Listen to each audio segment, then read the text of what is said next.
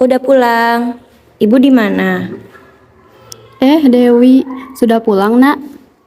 Ibu kenapa? Kok ibu nangis? Ibu tidak apa-apa, hanya saja tadi ibu sedang memotong bawang. Ya sudah, cepat ganti bajumu. Baik, Bu. Anak tersebut merasa sedih karena ia tahu bukanlah hal itu yang menyebabkan ibunya menangis.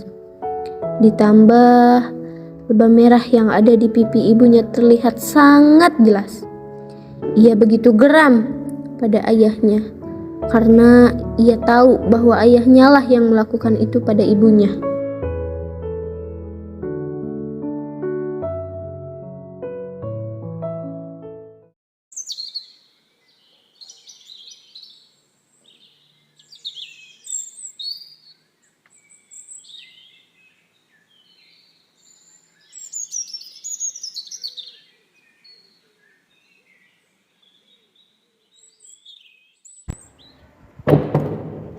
Ayah. Ayah sudah pulang. Kamu ini bego atau gimana sih? Ini ayah udah di rumah malah nanya. Mana ibumu? Ibu sedang keluar ya, sedang ke rumah Bu Susi.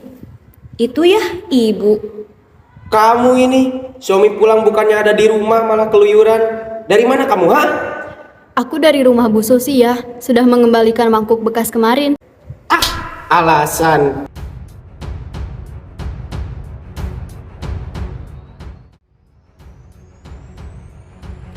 Suara tamparan itu menggema dalam ruangan tersebut. Bahkan Dewi pun menyaksikan langsung ketika ibunya ditampar oleh ayahnya. Dewi merasa sedih terhadap ibunya. Tidak hanya sekali, namun sering, apalagi ketika ayahnya baru pulang kerja. Hari-hari pun kian berganti.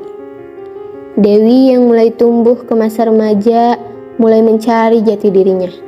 Namun, perlakuan ayahnya terhadap ibunya masih sama. Bahkan, sekarang Dewi pun terkena serangan dari ayahnya. Sekarang ia pun duduk di kelas 1 SMP dan harus mengerjakan tugas kelompok dan terpaksa pulang telat.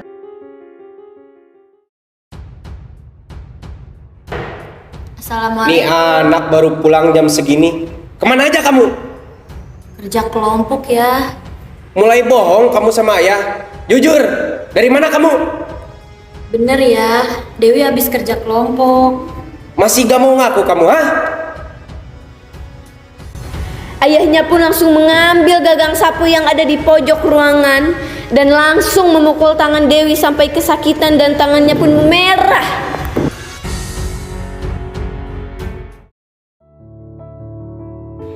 Ia pun kini tumbuh menjadi remaja yang stres dan tidak memikirkan tentang dirinya sendiri.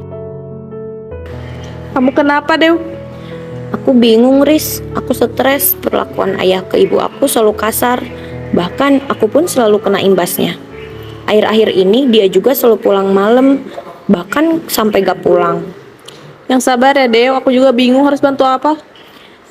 Kamu tahu gak sih, Riz? Pernah ada laki-laki yang datang ke rumah aku. Dia nanya tentang ibu aku. Tapi waktu itu ibu aku sedang tidak ada di rumah.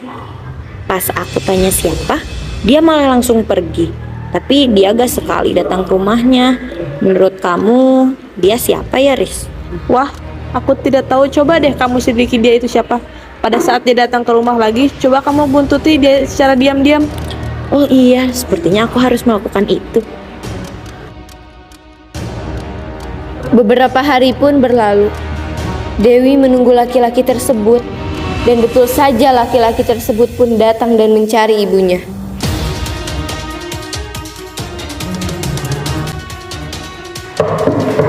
Assalamualaikum. Waalaikumsalam. Dek, ibu ada di rumah gak, Dek? Wah, kebetulan sekali Om. Ibu Dewi sedang tidak ada di rumah. Baru saja keluar. Memang paman ini sebenarnya siapa?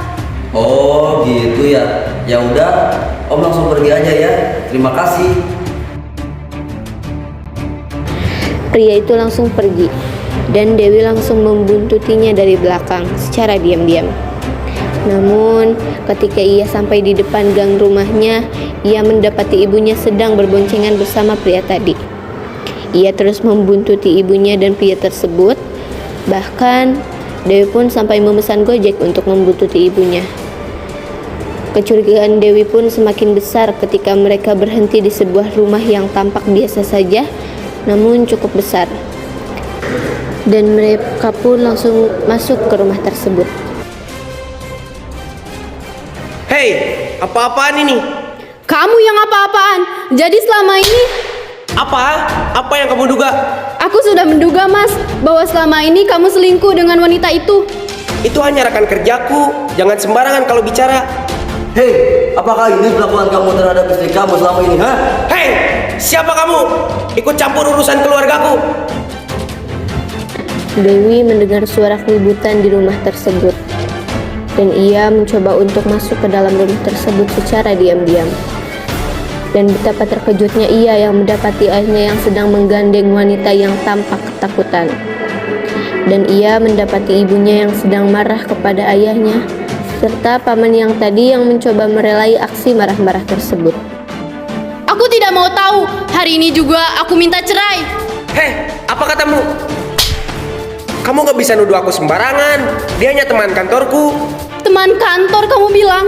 Yang seperti ini, yang berduaan di rumah. Hah? Pokoknya hari ini aku minta kita berpisah, Mas. Kata-kata tersebut menusuk ke dalam hati Dewi. Ia pun tidak sanggup menyaksikannya lagi. Ia pun memutuskan untuk pergi. Ia pergi ke tempat yang tidak akan ada seorang pun mengetahuinya. Bahkan Risa sahabatnya tidak mengetahui akan tempat tersebut.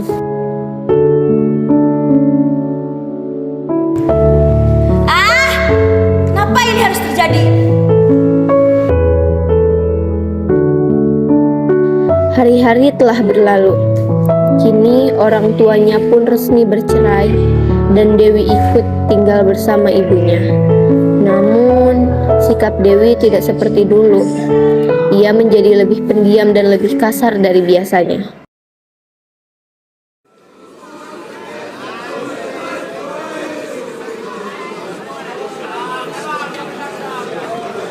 Dewi, ayo ke kantin.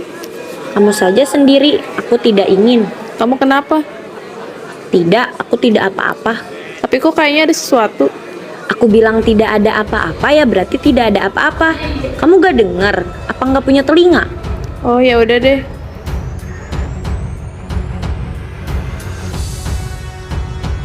Seluruh kehidupan Dewi menjadi hampa. Setelah orang tuanya resmi bercerai, bahkan ia menjadi anak yang tidak membangkang dan toksik. Bahkan hal kecil pun terasa sangat mengganggu baginya.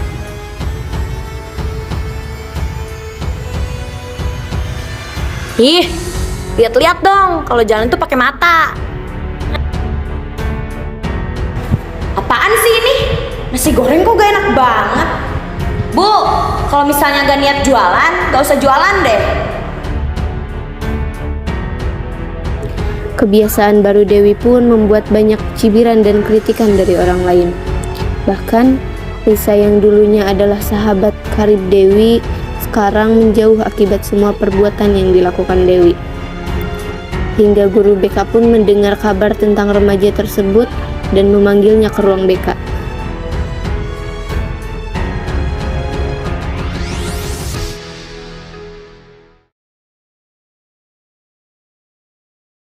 Ibu banyak mendapat laporan tentang sikap kamu akhir-akhir ini. Sebenarnya kamu itu kenapa? Gak apa-apa, Bu. Saya ini gurumu, jadi coba ceritakan semuanya. Dewi merasa ragu untuk bercerita. Namun, akhirnya ia pun menceritakan semua yang dia alami dan ia rasakan selama ini. Dan guru BK pun memberi semua solusi terbaik, karena ia merupakan remaja yang memiliki potensi yang besar. Kehidupannya pun sedikit demi sedikit menjadi lebih baik dan lebih berwarna dari sebelumnya.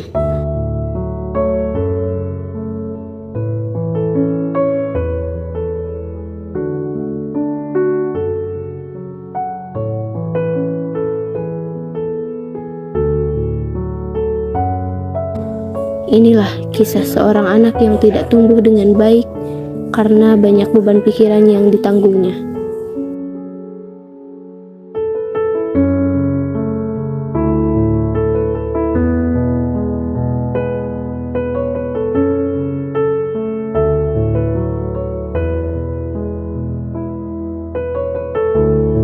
Disutradarai dan diedit oleh Fajar Sajarul Falah dengan para pemain Alpia Awalianisa sebagai narator, Fatma Yunisa Yusufi sebagai Dewi, Meida Putri Pajriani sebagai ibu, Tegar Catur Wicaksana sebagai ayah, Siti Fatimah Rismawati sebagai Risa, Alpi Wildan sebagai Pak Farhan, Rima Indriani sebagai Ibu BK.